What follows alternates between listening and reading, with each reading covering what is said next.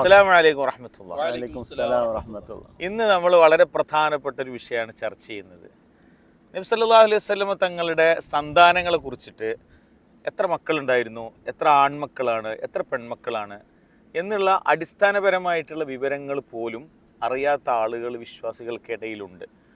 അപ്പോൾ അത്തരം സാധാരണ മനുഷ്യരെ ഉദ്ദേശിച്ചുകൊണ്ടാണ് നമ്മൾ ചില കാര്യങ്ങൾ സംസാരിക്കുന്നത്. അതിൽ നമുക്ക് ഇന്ന് ആദ്യം ചർച്ച ചെയ്യാവുന്ന എനിക്ക് തോന്നുന്നു, എത്ര മക്കളാണ്, ആ മക്കളിൽ എത്ര ആൺമക്കൾ എത്ര പെൺമക്കൾ എന്നുള്ളതാണ്. എന്താണ് ആബിദിൻ്റെ ഒരു വിഷയത്തിൽ എന്താണ് കേട്ടിട്ടുള്ളത്? നബി സല്ലല്ലാഹു അലൈഹി വസല്ലം തങ്ങൾക്ക് എത്ര മക്കളാണ്, എത്ര ആൺമക്കൾ എത്ര പെൺമക്കൾ? നബി സല്ലല്ലാഹു അലൈഹി വസല്ലം തങ്ങൾക്ക് 7 മക്കളാണുള്ളത്. ഓക്കെ. അതിൽ 3 ആൺമക്കളും 4 പെൺമക്കളാണ്. നബി സല്ലല്ലാഹു അലൈഹി വസല്ലം തങ്ങളുടെ മക്കളിൽ ആൺമക്കളുടെ പേരെന്തൊക്കെയാണ്?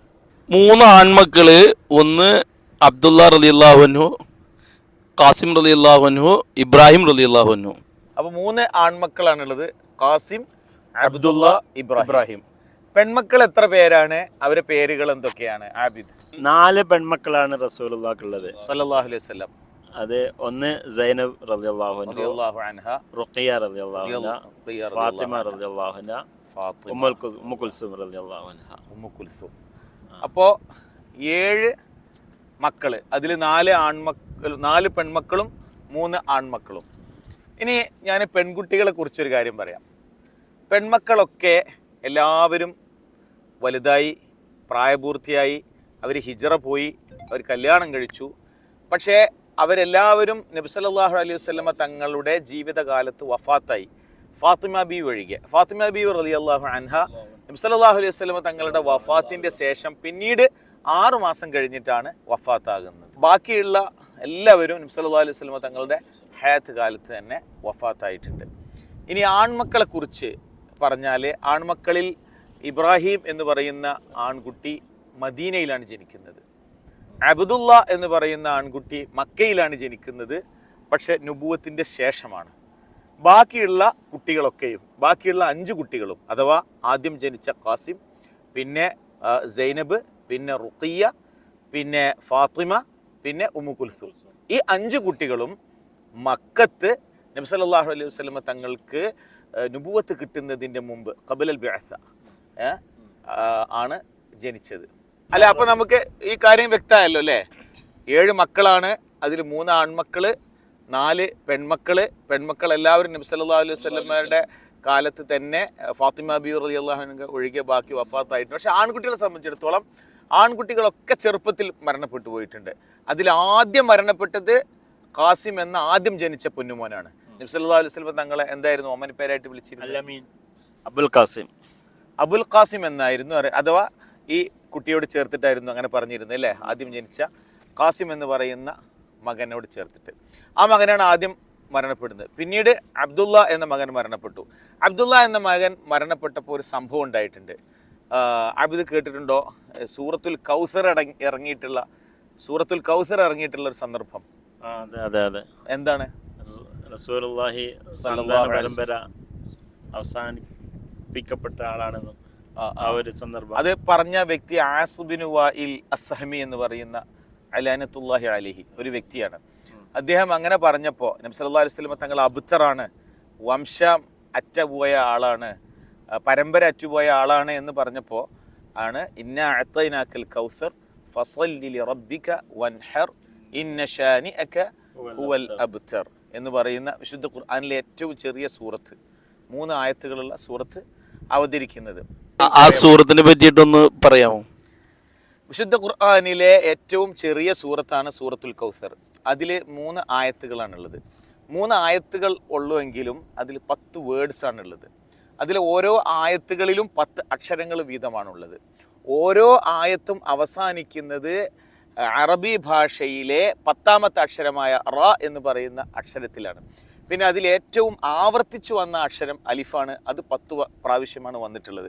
ഇനി ആ സൂറത്തിലെ 2ാമത്തെ ആയത്തായിട്ടുള്ള ഫസല്ലി ലിറബ്ബിക വൻഹർ, അതിൽ 2 സൽക്കർമ്മങ്ങളെക്കുറിച്ച് 2ാമത്തെ ആയത്തിൽ സൂചിപ്പിക്കുന്നുണ്ട്. ആ 2 സൽക്കർമ്മങ്ങളും ദുൽഹജ്ജ് 10-നാണ് നിർവഹിക്കേണ്ടത്. ഒന്ന് പിന്നെ അറക്കലാണ്, മറ്റൊന്ന് നിസ്കാരവുമാണ്. അപ്പോൾ ഉളുഹിയത്ത് അറക്കുകയും നിസ്കരിക്കുകയും ചെയ്യുന്നത് ദുൽഹജ്ജ് 10-നാണല്ലോ. അപ്പം ഇങ്ങനെ ഒരുപാട് പ്രത്യേകത, ചെറിയൊരു സൂറത്തിൽ പോലും ഇത്രയധികം ആശയങ്ങളും വാക്കുകളിലും ഘടനയിലും അക്ഷരങ്ങളിലൊക്കെ ഒളിപ്പിച്ചു വെച്ച മനോഹരമായിട്ടുള്ള സൂറത്താണ്. അതിൻ്റെ കൗസർ എന്ന് പറയുന്ന ആ ഒരു വാക്ക് തന്നെ സല്ലല്ലാഹു അലൈഹി വസല്ലമ തങ്ങൾക്ക് അള്ളാഹു നൽകിയിട്ടുള്ള അങ്ങേയറ്റത്തെ അനുഗ്രഹങ്ങൾ, അതിൽപ്പെട്ടതാണ് അവിടുത്തെ സന്താന പരമ്പരകൾ. അപ്പോൾ ആ സന്താന പരമ്പര, അനേകം സന്താന പരമ്പര നബി സല്ലല്ലാഹു അലൈഹി വസല്ലമ തങ്ങളുടേത് ഖിയാമത്ത് നാൾ വരെ ഇവിടെ നിലനിൽക്കും. അവർ മുത്തുനബിയുടെ വംശപരമ്പര ഖിയാമത്ത് നാൾ വരെ അറ്റുപോവുകയില്ല. അവർ ധാരാളം ലോകത്തിൻ്റെ എല്ലാ ഭാഗത്തും ഉണ്ടാകുമെന്ന് ഈ സൂറത്തിൻ്റെ വെളിച്ചത്തിൽ നമുക്ക് മനസ്സിലാക്കാൻ കഴിയും. അപ്പോൾ അത് അവതരിക്കാനുണ്ടായ സാഹചര്യം അങ്ങനെയാണ്. അബ്ദുള്ള എന്ന് പറയുന്ന പൊന്നുമോൻ മരണപ്പെട്ടു പോയപ്പോൾ ശത്രുവായിട്ടുള്ള ഒരാൾ ഉന്നയിച്ച ഒരു ആരോപണത്തെ തുടർന്നാണ് ഇങ്ങനെ ഒരു സംഭവം ഉണ്ടാകുന്നത്. ഇനി വേറൊരു സംഭവമുണ്ട്, നിങ്ങൾ കേട്ടിട്ടുണ്ടോ? ഇബ്രാഹിം എന്ന് പറയുന്ന പൊന്നുമോന് മരിച്ച സമയത്ത് മദീനയിലാണല്ലോ വഫാത്താകുന്നത്. അവരുടെ ഉമ്മാൻ്റെ പേരെന്താ? മാരിയത്തുൽ ഖിബ്തിയ. ഈ മാരിയത്തുൽ ഖിബ്തിയയിൽ ഉണ്ടായ ഈ പൊന്നുമോനാണ് മുത്തുനബിയുടെ അവസാനമായിട്ട് മരണപ്പെടുന്ന മോന്. അപ്പം തന്നെ മുത്തുനബി അന്ന് കരഞ്ഞതായിട്ട് നമുക്ക് കാണാൻ കഴിയും. അന്നൊരു സംഭവം ഉണ്ടായി, സൂര്യഗ്രഹണം ഉണ്ടായി. അപ്പോൾ ചില ആൾക്കാർ പറഞ്ഞു മുത്തുനബിയുടെ മകൻ വഫാത്തായതുകൊണ്ട് പ്രകൃതി പോലും ആ ദുഃഖത്തിൽ പങ്കുചേരുകയാണ്, അതാണ് ഇന്ന് ഇങ്ങനെ സൂര്യഗ്രഹണം ഉണ്ടാകാൻ കാരണമെന്ന് പറഞ്ഞു. അപ്പം മുത്തുനബി എന്താണ് പറഞ്ഞത് എന്നുള്ളത് അറിയോ? ആബിദ് കേട്ടിട്ടില്ലേ? സൂര്യഗ്രഹണവും ചന്ദ്രഗ്രഹണവും സംഭവിക്കുന്നത് ആരുടെയും വിയോഗത്താലല്ല, മറിച്ച് അത് അള്ളാഹുവിൻ്റെ ദൃഷ്ടാന്തമാണ്.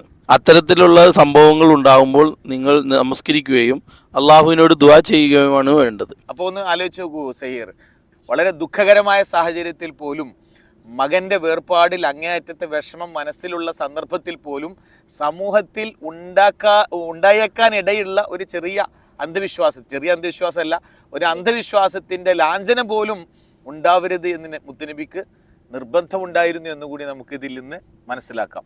അപ്പോൾ ഇങ്ങനെയൊക്കെയാണ് മുത്തുനബിയുടെ മക്കളെക്കുറിച്ചുള്ള വിവരണങ്ങൾ. അതിൽ തന്നെ സൈനബ് എന്ന് പറയുന്ന മകളെക്കുറിച്ച്, അവരെ കല്യാണം കഴിച്ച ആളെപ്പറ്റി അറിയോ? മുത്തുനബിക്ക് ആദ്യം ജനിച്ച മകളാണല്ലോ സൈനബ് റളിയല്ലാഹു അൻഹ. അവരെ കല്യാണം കഴിക്കുന്നത് ആസ് ബിൻ റബീഅ എന്ന് പറയുന്ന ഒരു വ്യക്തിയാണ്. അദ്ദേഹം വിവാഹം നടക്കുന്നത് നുബുവത്തിന് മുമ്പാണ്. എന്നിട്ട് മുത്തുനബിക്ക് ഇസ്ലാമിക പ്രബോധനത്തിനുള്ള നിർദ്ദേശം ലഭിച്ചതിന് ശേഷം ഇസ്ലാം സ്വീകരിക്കാൻ ഈ പറയുന്ന ആസ് ബിൻ റബീഅ തയ്യാറായില്ല എന്ന് മാത്രമല്ല, പിന്നീട് സഹാബികളൊക്കെ ഹിജ്റ പോകുന്ന സമയത്ത് സൈനബ് റളിയല്ലാഹു അൻഹയെ ഹിജ്റ പോരാനും സമ്മതിച്ചില്ല, പിടിച്ചു വെച്ചു ഭർത്താവ് എന്ന നിലക്ക്. അങ്ങനെ അതുമാത്രമല്ല, പിന്നീട് ബദറിൽ മുത്തുനബിയോടുള്ള എതിരിടാനുള്ള ശത്രു സംഘത്തിൽ ഇദ്ദേഹം വന്നു. എന്നിട്ട് മുത്തുനബിയുടെ സൈന്യത്തോട് ഏറ്റുമുട്ടി. അങ്ങനെ ബദറിൽ ശത്രുക്കൾക്ക് പരാജയം ഉണ്ടായി. ഈ ആസ് ബിൻ റബീഅ ഉൾപ്പെടെയുള്ള ആളുകൾ ബന്ദികളാക്കി പിടിക്കപ്പെട്ടു. അങ്ങനെ മുത്തുനബി അദ്ദേഹത്തെ സൈനബിനെ ഹിജ്റ വരാൻ സമ്മതിക്കാം എന്നുള്ള ഉപാധിയോടുകൂടെ ആ നിബന്ധനയിൽ മോചിപ്പിച്ചു.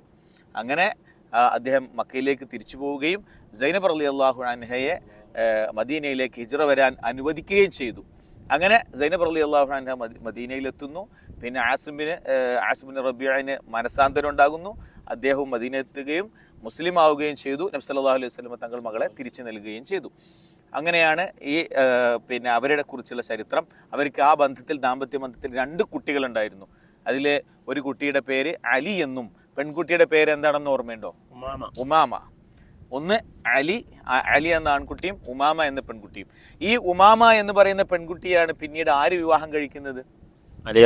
അലി ഇബ്നു അബി ത്വാലിബ് റളിയല്ലാഹു അൻഹു ഫാത്തിമ റളിയല്ലാഹു അൻഹയുടെ വഫാത്തിന് ശേഷം വിവാഹം കഴിക്കുന്നത്. ഈ സൈനബ് റളിയല്ലാഹു അൻഹ, മുത്തുനബിയുടെ ആദ്യത്തെ മകൾ, മൂത്ത പുത്രി സൈനബ് റളിയല്ലാഹു അൻഹ ഏത് വർഷത്തിലാണ് വഫാത്തായതെന്നറിയോ? ഹിജ്റ 8-ാം വർഷമാണ് വഫാത്താകുന്നത്. അപ്പം നബി സല്ലല്ലാഹു അലൈഹി വസല്ലം തങ്ങളുടെ ജീവിതകാലത്ത് തന്നെ ഫാത്തിമ ബി ഒഴികെയുള്ള മറ്റ് പെൺമക്കളൊക്കെ മരിച്ചിട്ടുണ്ട്. സൈനബ് റളിയല്ലാഹു അൻഹ വഫാത്താകുന്നത് ഹിജ്റ 8-നാണ്. ഇനി നമുക്ക് ആകെ നബി സല്ലല്ലാഹു അലൈഹി വസല്ലമയുടെ മകളായ ഫാത്തിമ ബീവിയെ പറ്റി മാത്രമല്ല ഇനി പറയാനുള്ളൂ. അതെ,